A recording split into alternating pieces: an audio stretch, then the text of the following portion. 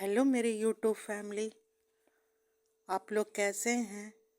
आइए हम सब जानते हैं कि दुख से बचने के सरल उपाय। अघन मास में यह बातें हमें अवश्य सुननी चाहिए। भगवान श्री कृष्ण अर्जुन से बोल रहे हैं, हे अर्जुन, हम और तुम ये शरीर नहीं है। शरीर में रहने वाले ये आत्मा है। ये शरीर तो केवल रथ है। रथ के टूटने से स्वामी नहीं टूटता। शरीर के सुख दुख का आभास आत्मा को सुखी दुखी नहीं करते हैं। शरीर को मन दुखी करता है। हम जैसे अपने मन को रखेंगे तो मेरा मन वैसा ही रहेगा।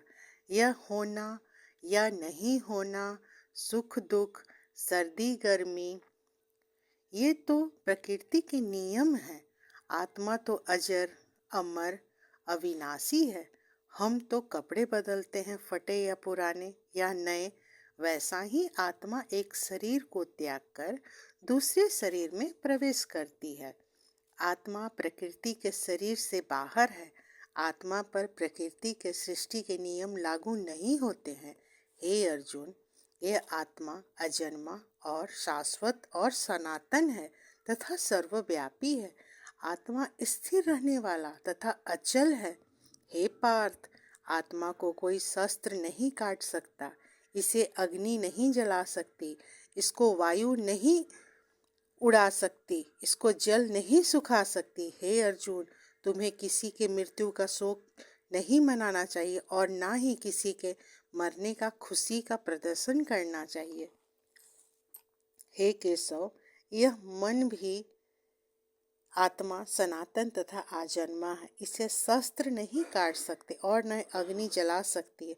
तो फिर भी प्राणी के आत्मा को शोक, दुख, खुशी, प्राणी को यह सब चीजें का एहसास क्यों होता है।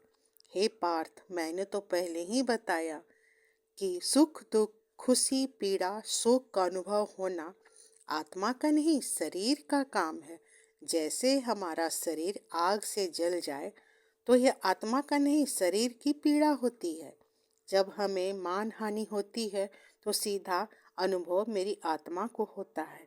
नहीं अर्जुन, यह वृत्ति, प्रकृति, लाभ हानि, मान अपमान, यह जीतने का आनंद, हारने की पीड़ा, यह आत्मा का नहीं, यह तो मन की सरातत्व है। यह मन जो हमारे अंदर है, यह किसी को दिखाई नहीं देता। यह शरीर का हिस्सा है। इससे आत्मा का कोई संबंध नहीं। आत्मा मन रूपी रथ का स्वामी है तो मन शरीर रूपी रथ का सारथी है।